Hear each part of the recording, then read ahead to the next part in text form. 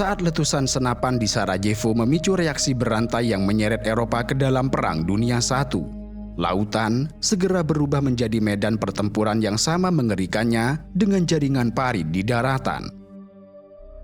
Kekaisaran Inggris yang saat itu menguasai angkatan laut terkuat di dunia segera menyadari bahwa kekuatan utama mereka bukan hanya pada jumlah armada tempur, tetapi juga pada kapasitas strategis untuk mencekik ekonomi musuh secara perlahan-lahan.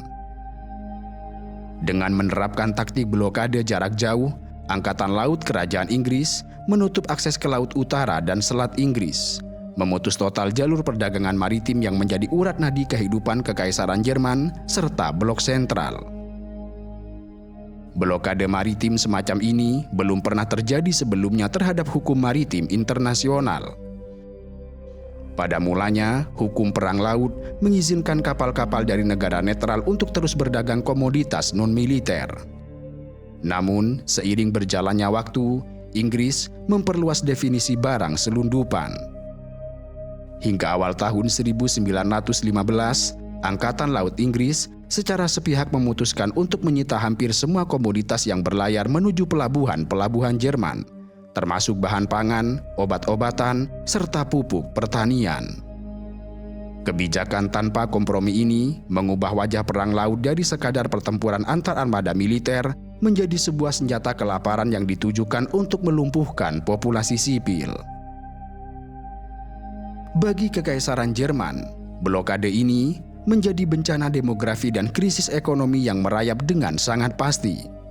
Sebelum perang, meskipun Jerman merupakan raksasa industri terkemuka di Eropa, negara ini sangat bergantung pada impor luar negeri. Sekitar 77% dari total tonase impor mereka adalah bahan baku esensial dan bahan kimia yang dibutuhkan untuk menggerakkan mesin industri raksasa tersebut. Sementara 17,5% lainnya adalah bahan pangan. Salah satu impor paling krusial yang terputus adalah guano dan kalium nitrat dari pesisir Chile, yang merupakan bahan baku utama untuk memproduksi pupuk pertanian sekaligus bahan dasar pembuatan peledak dan amunisi militer. Dengan demikian, ketika blokade Inggris memotong pasokan nitrat ini, Jerman dihadapkan pada dilema yang mengancam keberlangsungan negaranya. Di tengah keputusasaan itu, sebuah ironi sejarah yang tragis mengambil tempat melalui campur tangan sains. Seorang ahli kimia Jerman yang sangat cerdas, Fritz Haber, berhasil menyempurnakan sebuah proses katalitik bertekanan tinggi untuk menyintesis amonia langsung dari nitrogen di udara. Penemuan ini memungkinkan Jerman untuk memproduksi bahan peledak secara sintetis tanpa bergantung pada impor nitrat dari Amerika Selatan. Dan berkat inovasi Haber, Kekaisaran Jerman mampu memperpanjang perang selama bertahun-tahun yang seharusnya sudah berakhir pada tahun 1915 akibat kehabisan amunisi. Akan tetapi, penemuan yang menyelamatkan militer Jerman ini justru membawa petaka bagi rakyat sipilnya. Karena seluruh hasil produksi amonia sintetis dialihkan sepenuhnya untuk kebutuhan militer, sektor pertanian Jerman kehilangan akses terhadap pupuk. Dan tanpa pupuk yang memadai dan ditambah dengan ditariknya jutaan kuda dan tenaga buruh tani ke garis depan pertempuran, hasil panen di seluruh penjuru Jerman merosot tajam. Blokade Laut Inggris dan prioritas absolut terhadap industri militer Jerman bergabung menjadi sebuah badai sempurna yang perlahan meruntuhkan ketahanan pangan nasional, membawa rakyat sipil Jerman melangkah gontai ke ambang jurang kelaparan massal. Penurunan pasokan pangan yang drastis segera memicu krisis inflasi yang ekstrim. Harga kebutuhan pokok melonjak hampir 100% pada tahun pertama perang saja, membuat penduduk perkotaan menjerit kelaparan. Merespon krisis ini, pemerintahan Jerman mengeluarkan berbagai kebijakan darurat yang seringkali justru memperburuk keadaan. Pada tahun 1915, dalam sebuah upaya putus asa untuk menghemat pasokan gandum agar tidak dikonsumsi oleh hewan ternak, Jerman memerintahkan pembantaian massal sekitar 9 juta ekor babi. Namun, kalkulasi ini sangatlah fatal. Bukannya menyelamatkan cadangan makanan, tindakan gegabah ini justru melenyapkan sumber utama protein, lemak, serta daging bagi populasi sipil. Penderitaan akibat salah urus logistik dan blokade Inggris ini mencapai titik nadirnya pada musim dingin tahun 1916 hingga 1917. Sebuah periode suram yang selamanya terukir dalam memori kolektif bangsa Jerman sebagai musim dingin lobak. Pada musim gugur tahun 1916, cuaca beku yang datang lebih awal dari biasanya menghancurkan sebagian besar panen kentang nasional yang merupakan pilar utama makanan pokok bagi rakyat Jerman. Suhu udara anjlok secara ekstrim, mencapai angka minus 32 derajat Celcius di beberapa wilayah. Tanpa kentang, tanpa daging, dan tanpa gandum yang cukup, rakyat jelata terpaksa bertahan hidup dengan mengonsumsi rutabaga atau lobak pakan ternak, sebuah tanaman akar yang sebelumnya hanya ditanam untuk memberi makan babi serta sapi. Kondisi psikologis dan fisik masyarakat sipil benar-benar hancur lebur di bawah cengkeraman cuaca dingin dan perut yang keroncongan. Seluruh populasi Jerman berubah menjadi kurus kering dan tulang-tulang yang menonjol dan bayangan gelap yang mencekam di bawah mata mereka. Lobak mendominasi setiap aspek kehidupan masyarakat Jerman tanpa henti. Sup lobak di pagi hari, potongan lobak berair di siang hari, selai lobak, dan kue lobak di malam hari, hingga udara di kota-kota besar Jerman dipenuhi oleh bau lobak yang memuakan dan membuat mual. Pada gilirannya, malnutrisi ekstrim yang melanda jutaan warga ini menyebabkan penurunan berat badan rata-rata penduduk sipil antara 15 hingga 20% pada akhir tahun 1917, di mana asupan nutrisi harian anjlok menjadi kurang dari 1.500 kalori per hari, jauh di bawah batas normal untuk mempertahankan tubuh yang sehat. Melemahnya sistem kekebalan tubuh massal memicu wabah penyakit yang merajalela, seperti disentri, tipus, penyakit kudis, hingga tuberkulosis. Angka kematian akibat tuberkulosis bahkan melonjak hingga 72% dibandingkan dengan sebelum perang. Penyakit misterius akibat keracunan bahan kimia pengawet pada makanan juga mulai merebak, yang secara lokal dikenal sebagai penyakit Wina. Menyaksikan ekonomi dan demografi negaranya perlahan mati tercekik oleh blokade Angkatan Laut Inggris, para petinggi militer Kekaisaran Jerman menyadari bahwa mereka harus mengambil tindakan balasan asimetris yang radikal. Karena Angkatan Laut Kekaisaran Jerman tidak memiliki kapasitas armada permukaan yang cukup untuk menandingi kekuatan Inggris dalam pertempuran laut terbuka, maka satu-satunya instrumen penekanan yang tersisa untuk mematahkan blokade Inggris adalah senjata siluman bawah laut mereka bernama U-boat. Pada tanggal 22 Desember 1916, Jerman menyusun sebuah memorandum strategis yang kemudian menjadi dokumen paling menentukan bagi kelanjutan Perang Jerman. Dokumen ini merupakan desakan militer untuk meluncurkan kembali kampanye perang kapal selam tanpa batas. Taktik ini mengedepankan kebrutalan yang mengerikan. Armada U-boat diperintahkan untuk memburu dan menenggelamkan semua jenis kapal, baik kapal dagang, kapal penumpang, maupun kapal kargo yang berlayar menuju atau meninggalkan pelabuhan negara-negara sekutu, terutama Inggris dan Perancis. Penenggelaman ini harus dilakukan seketika tanpa memberikan peringatan terlebih dahulu, dan tanpa memedulikan apakah kapal tersebut berbendera negara musuh atau negara netral yang tidak ikut berperang. Taktik ini merupakan pelanggaran terang-terangan terhadap hukum laut internasional yang telah disepakati. Hukum tersebut mewajibkan kapal selam perang untuk muncul ke permukaan, menggeledah muatan kapal kargo, dan memastikan keselamatan kru sipil dengan memindahkan mereka ke Skoci sebelum menenggelamkan kapal target. Jerman sebelumnya sempat menangguhkan taktik penenggelaman tanpa peringatan ini pada tahun 1916 demi menghindari terseretnya raksasa industri dunia, yaitu Amerika Serikat, ke dalam kubu musuh. Namun, dihadapkan pada penderitaan musim dingin lobak yang memusnahkan rakyatnya sendiri, rasionalitas militer Jerman bergeser ke arah perhitungan matematis yang buta dan dingin. Bagi Jerman, jika armada U-boat dilepas dari rantainya dan mampu menenggelamkan setidaknya 600.000 tonase kapal kargo setiap bulannya, maka cadangan pangan dan bahan baku Inggris akan terkuras habis. Dengan demikian, Inggris akan dipaksa berlutut dan memohon perdamaian karena kelaparan dalam kurun waktu 5 hingga 6 bulan. Para jenderal Jerman sepenuhnya sadar bahwa menenggelamkan kapal-kapal dagang berbendera Amerika Serikat pasti akan memicu kemarahan Washington dan deklarasi perang. Kendati demikian, mereka bertaruh pada sebuah balapan fana melawan waktu. Mereka berspekulasi dengan angku bahwa Inggris akan hancur lebur kelaparan jauh sebelum militer Amerika Serikat yang saat itu kekuatan reguler angkatan daratnya masih tergolong kecil dan belum teruji di medan perang modern sempat mengerahkan warga sipilnya, melatih mereka dan mengirimkan armada transportasinya melintasi Samudra Atlantik menuju palagan Eropa. Di tengah persiapan komando militer untuk melepaskan teror U-boat, aparat diplomasi Jerman sedang melakukan manuver rahasia untuk mengantisipasi skenario terburuk jika strategi kapal selam tersebut akhirnya benar-benar menyeret Amerika Serikat ke dalam kancah pertempuran. Menteri Luar Negeri Jerman, Arthur Zimmermann, memiliki teori bahwa jika Amerika Serikat disibukkan oleh konflik bersenjata berskala besar di benua Amerika itu sendiri, maka Washington tidak akan memiliki kapasitas sumber daya maupun pasukan untuk dikirimkan ke front barat di Eropa.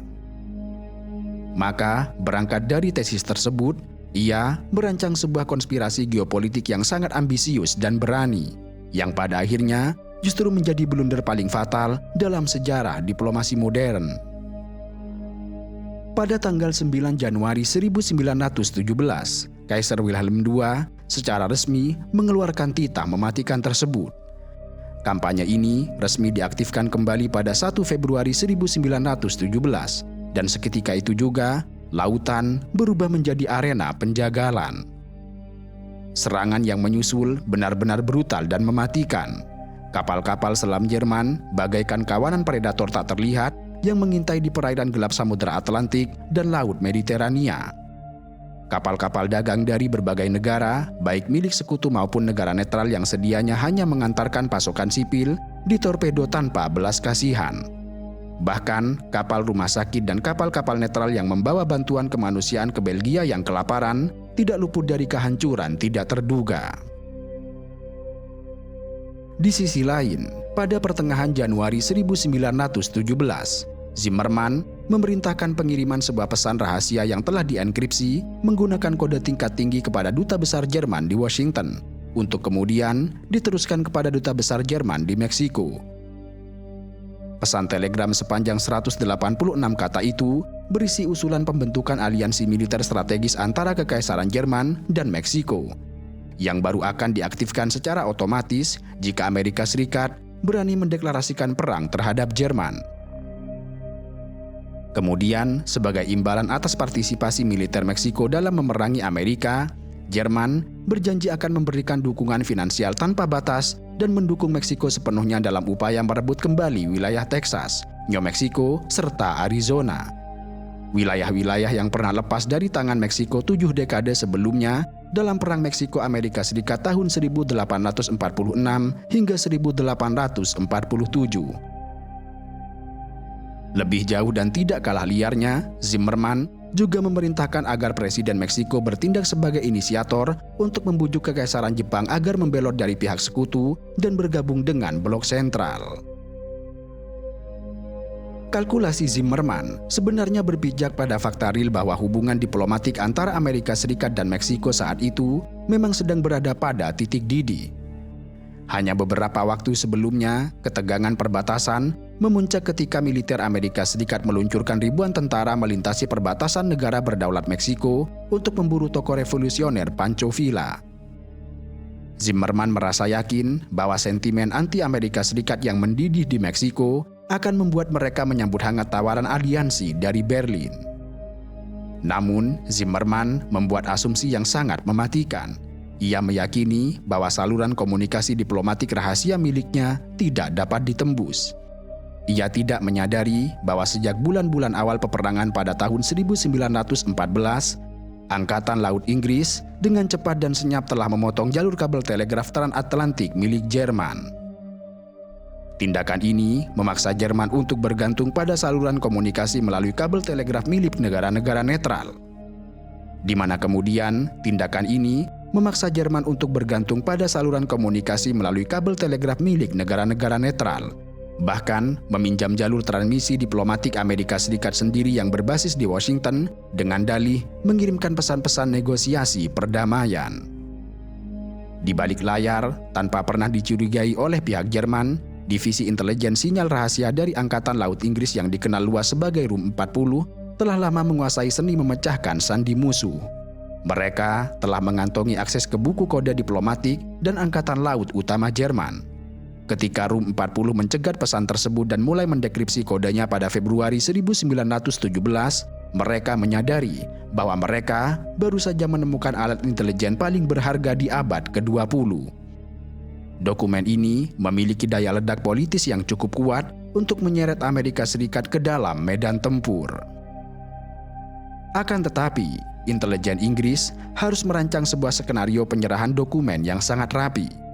Jika mereka langsung menyerahkannya kepada Amerika Serikat, Jerman akan segera menyadari bahwa buku kode sandi terkuat mereka telah bocor dan akan segera mengubahnya, sehingga membutuhkan intelijen Inggris di kemudian hari. Maka, setelah melalui trik spionase tingkat tinggi dan memverifikasi rute telegraf-telegram tersebut melalui saluran komersial Western Union di Meksiko, pada 24 Februari 1917, pemerintah Inggris akhirnya secara resmi menyerahkan salinan telegram itu yang telah sepenuhnya diterjemahkan. Membaca isi telegram tersebut, Presiden Wilson yang selama bertahun-tahun mempertaruhkan karir politiknya demi mempertahankan status netral Amerika, merasa dihianati dan marah besar. Berlin tidak hanya memprovokasi musuh untuk menyerang halaman belakang Amerika, tetapi juga memanfaatkan fasilitas kabel diplomatik Amerika Serikat sendiri untuk mengirimkan pesan pengkhianatan tersebut. Kemarahan Amerika Serikat yang membara akibat provokasi teritorial dalam telegram Zimmerman segera disempurnakan oleh rentetan tragedi di lautan. Sejak militer Jerman memulai kembali operasi U-boat tanpa batas pada bulan Februari, janji mereka bukan lagi sekadar retorika. Dalam waktu singkat, beberapa kapal niaga Amerika Serikat yang sedang menjalankan pelayaran damai ditorpedo dan ditenggelamkan tanpa belas kasihan. Tragedi beruntun ini mengakibatkan hilangnya banyak nyawa warga sipil Amerika Serikat di tengah samudra. Dan akhirnya, pada malam tanggal 2 April 1917, Presiden Wilson menyatakan pidato yang sangat menentukan. Lalu, 4 hari berselang setelah pidato itu, tepatnya pada tanggal 6 April 1917, Kongres Amerika Serikat secara resmi meratifikasi resolusi yang menyatakan perang terhadap Kekaisaran Jerman. Deklarasi tersebut praktis membangunkan raksasa industri dan kapitalisme terbesar di dunia dari masa tidurnya yang panjang. Perubahan masyarakat sipil Amerika Serikat menjadi sebuah mesin perang total segera terjadi pada skala yang belum pernah ada presidennya dalam sejarah modern. Di saat jutaan pemuda Amerika Serikat sedang berbaris di kamp-kamp pelatihan dan membutuhkan waktu berbulan-bulan untuk menyeberangi Samudra Atlantik, terjadilah sebuah guncangan dalam lanskap geopolitik Eropa Timur. Kekaisaran Rusia mengalami keruntuhan, yang hal ini memberikan Kekaisaran Jerman secercah cahaya keselamatan terakhir dari kepungan musuhnya. Kekaisaran Rusia di bawah komando Tsar Nicholas II yang dengan kebanggaan berhasil mengerahkan kekuatan kolosal sebanyak 12 juta tentara, pada akhirnya harus hancur perlahan dari dalam. Beban perang yang terus-menerus menyedot sumber daya, korupsi birokrasi yang merajalela, krisis logistik serta pengorbanan jutaan nyawa di garis depan yang melayang sia-sia telah menciptakan penderitaan yang tidak tertanggungkan bagi rakyat jelata. Dengan mundurnya pihak Rusia, strategi Jerman kini bergeser dari bertahan menjadi menyerang. Mereka berencana menggunakan gelombang kekuatan raksasa untuk memukul mundur dan menghancurkan garis pertahanan Inggris dan Perancis, dengan niat memenangkan perang sebelum jutaan tentara baru Amerika Serikat sempat turun dari kapal. Ini menjadi sebuah pertaruhan hidup mati, sebuah perlombaan fana melawan waktu antara kapasitas logistik kapal laut Amerika Serikat yang tengah membelah Atlantik serta kecepatan distribusi jaringan rel kereta api Jerman. Maka, bersenjatakan suntikan tenaga hampir 1 juta divisi dari front timur. Jerman merancang sebuah agresi militer masif yang dinamakan serangan musim semi tahun 1918. Operasi ini bukan sekadar serangan biasa. Ia merupakan pertaruhan final, lemparan dadu terakhir bagi nasib kelangsungan Kekaisaran Jerman. Pasukan infanteri kejut elit Jerman dilatih secara khusus dengan taktik baru untuk menerobos titik-titik lemah para sekutu secara senyap, menghindari pertempuran di benteng kuat, menyusup ke garis belakang, dan mengacaukan jalur komunikasi serta logistik lawan. Ketika serangan dahsyat ini diluncurkan pada bulan Maret 1918, dunia terperangah. Taktik tekanan kilat yang dipadukan dengan gempuran artileri presisi sukses memecahkan kebuntuan horor Perang Parit yang telah membeku selama bertahun-tahun lamanya. Divisi-divisi Jerman merangsek masuk secara mengerikan hingga menembus puluhan kilometer pertahanan sekutu. Kembali mencapai tepian bersejarah Sungai Marne dan bahaya invasi mulai membayangi kota Paris. Namun, dalam momentum kemenangan yang tampak mematikan ini, terdapat bom waktu kelemahan logistik yang akhirnya meledak menghancurkan mereka dari dalam. Keberhasilan taktis menerobos pertahanan sekutu ini justru mengantarkan pasukan Jerman pada kenyataan yang melumpuhkan mental mereka. Jutaan prajurit Jerman yang berhasil merebut parit lawan menemukan realitas yang mengejutkan ketika mereka menjarah depo-depo suplai logistik milik militer Inggris dan Perancis. Tentara Jerman yang selama bertahun-tahun di garis depan telah dijauhkan dari makanan bergizi dan terpaksa menelan pil pahit kelaparan serta budaya produk lobak akibat cekikan blokade laut Inggris, kini mendapati gudang-gudang sekutu dipenuhi oleh kemewahan duniawi. Bertumpuk kaleng kornet daging sapi yang melimpah, keju kualitas tinggi, anggur putih, biskuit, rokok, hingga pakaian seragam yang hangat.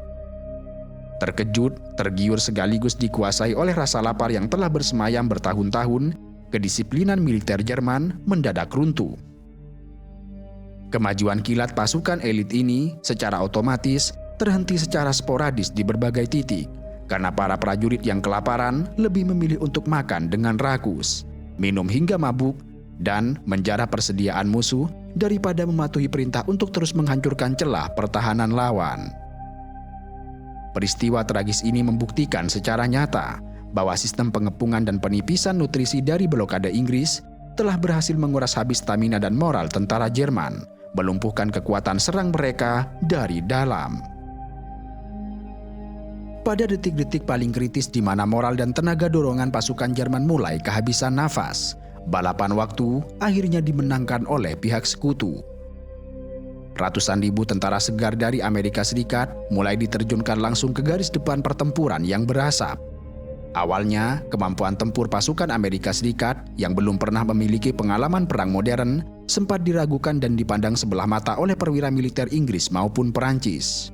Namun demikian, dengan cepat, pasukan baru ini membungkam para pengkritik mereka melalui pembuktian berdarah yang gigih dalam pertempuran-pertempuran mematikan. Kehadiran fisik lebih dari 2 juta tentara Amerika Serikat di daratan Eropa, dengan postur yang sehat, semangat tempur yang menyala, dan yang terpenting, didukung oleh suplai amunisi dan rantai logistik yang tidak ada habisnya, secara total meruntuhkan sisa-sisa harapan militer Jerman. Menghadapi gempuran frontal dari pasukan gabungan Prancis, Inggris, dan Amerika Serikat yang bangkit kembali, inisiatif serangan Jerman patah dan mereka dipaksa mundur secara konstan. Pukulan psikologis dan militer paling fatal yang menghancurkan tulang punggung militer Jerman terjadi pada tanggal 8 Agustus 1918 dalam pertempuran Amin, yang ditandai oleh serangan gabungan artileri dan ratusan tank sekutu yang merobek garis pertahanan. Pertempuran Amin ini menjadi titik tolak yang memicu dimulainya serangan 100 hari. Sebuah rentetan pergerakan maju pasukan gabungan sekutu yang menggilas mundur Jerman tanpa kenal ampun. Di bawah instruksi strategis Jenderal Pershing, militer Amerika Serikat memikul beban operasi yang sangat krusial.